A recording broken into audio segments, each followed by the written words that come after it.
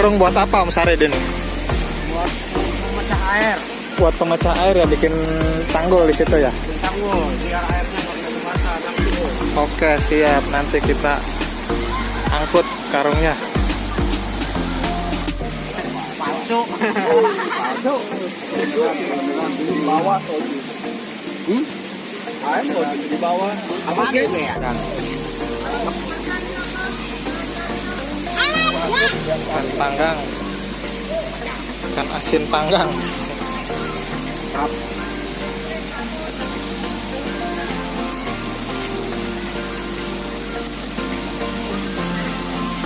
Jadi apa?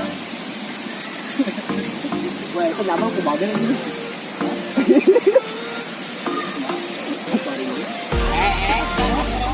Banyak.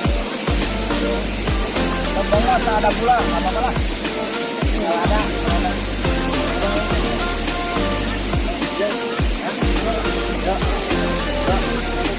Ayo. Bang, bang. Kapan? Kamu mantap. Enggak malah mahal. Buang.